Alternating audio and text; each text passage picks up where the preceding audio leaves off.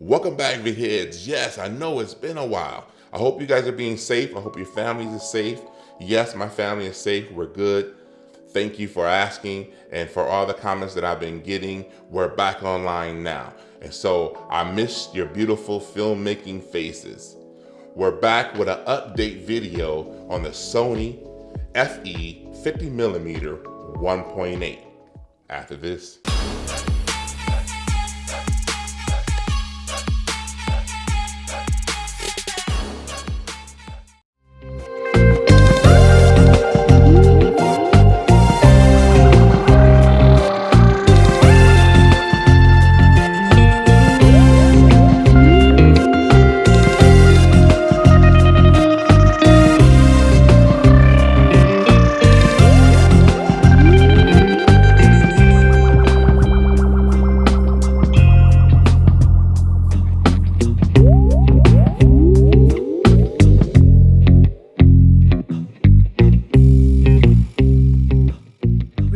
All of this for the mail?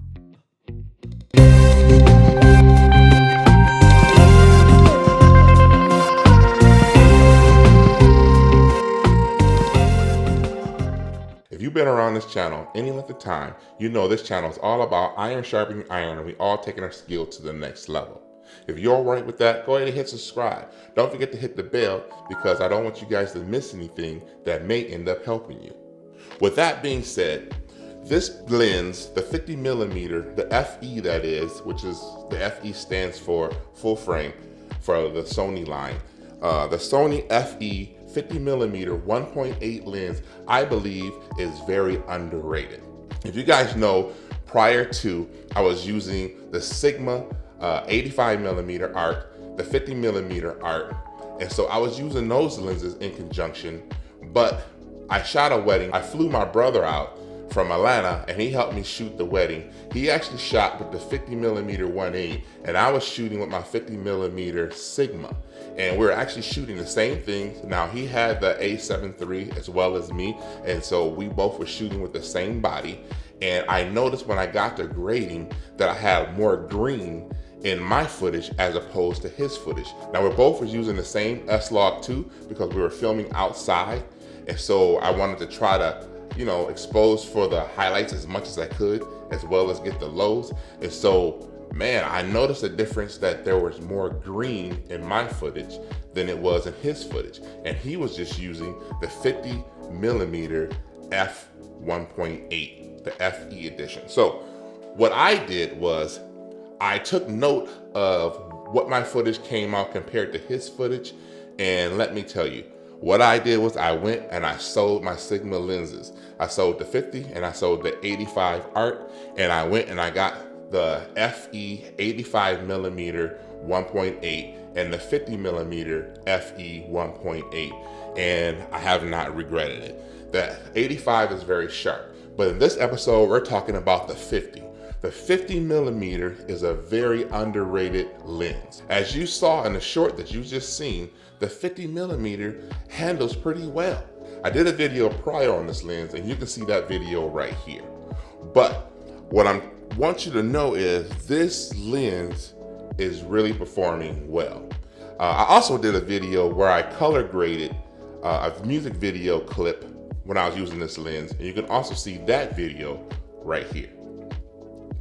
So yes, this lens, as you can see in the short, the flares were nice for me, in my taste. The flares were very beautiful. I love the way that this lens handled the flares. The flares looked very well, very natural.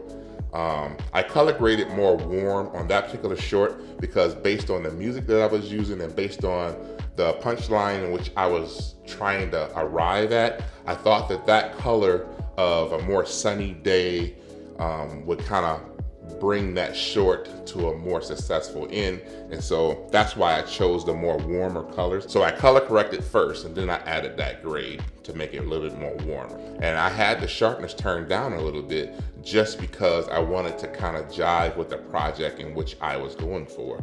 And so I didn't turn up the sharpness at all. I actually had it turned down in camera and I did not turn it back up in post. So I could have had it a little sharper.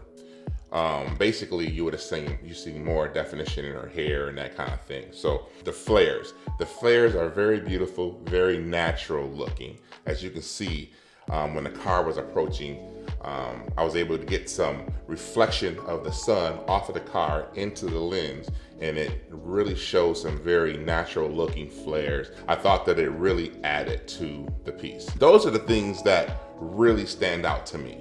So when I'm trying to make a project, I'm looking at image quality, I'm looking at flares, especially if I'm outside, how the flare is gonna do when the sun hits it, because it's gonna reflect off of things. And so it's kind of hard to not worry about flares, in my opinion. And so those are the things that I really worry about, and also the aperture, how well it would do in low light, because that'll tell me how versatile that I can be. And with the 1.8, I'm not missing anything coming from the 1.4 Sigma 50 going to the 1.8 Sony. In my opinion, it's like a third of a stop difference from 1.4 to 1.8. And so I still was able to expose properly. Even in low light, I'm able to expose properly. So I don't have an issue with those types of things. The drawbacks still remain, which is the noisy autofocus, which I use autofocus in that particular sequence. In that piece you guys saw, I use autofocus. I didn't focus manually. And it hunts in low light. So when you want to use autofocus in low light, it's gonna hunt. So an easy fix is just add some light to your subject if you're in low light. That's basically a gimme anyway when you're filming in low light. That's just part of the gear, part of the kit, and it's part of what we do. So just add a little light to your subject and your problem is solved with the hunting. I mean, you can always, if you want it darker, you can always darken it in post. And so we'll be doing more tutorials on colors and effects in Premiere Pro. But I wanted to make sure I get this video out and done because I believe that it is a primary video, because this lens is only $200 right now on eBay. For $200, you're getting a sharp lens, it handles flares well, and it does well in low light, except for the autofocusing in low light. If your subject is lowly lit, it's gonna hunt a little bit more as opposed to another lens that is, pretty good in that area.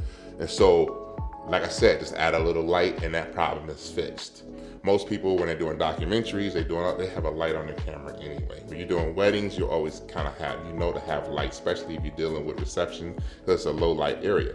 But most of the time, the DJ has lights and he's shining lights on the floor. And so anyway, my point is, I'm not missing much with this lens, and at $200, I think it's a win-win. And so that's why I wanted to recommend this to the vid heads.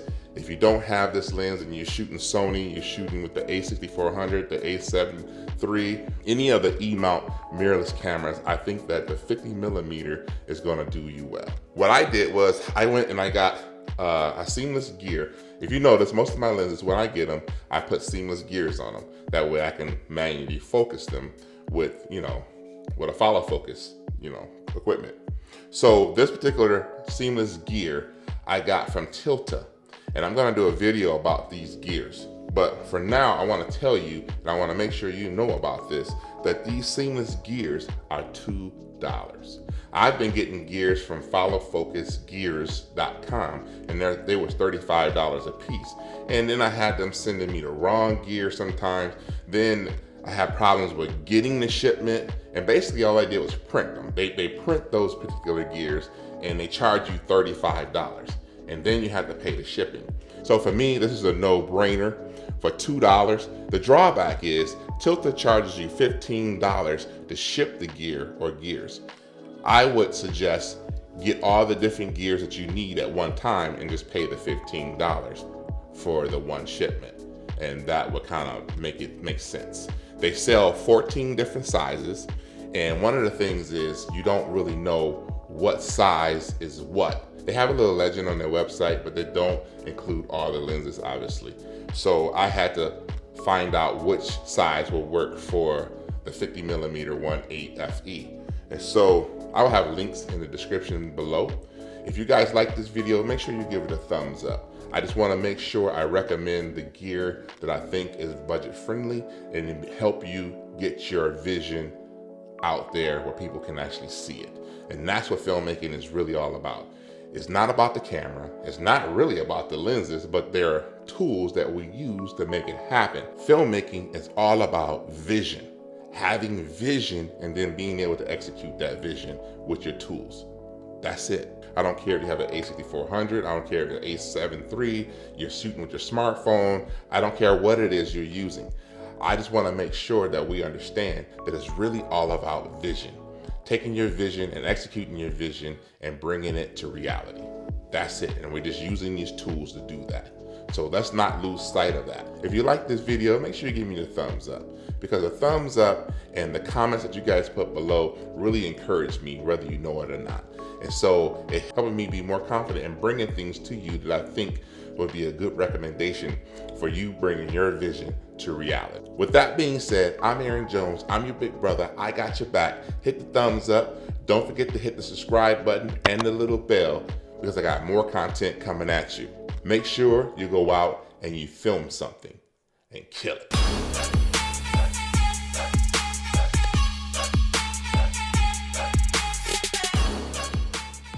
With that being said, I'm Aaron Jones. I'm your big brother. I got your back. Hit the thumbs up. Don't forget to hit the subscribe button and the little bell, because I got more content coming at you.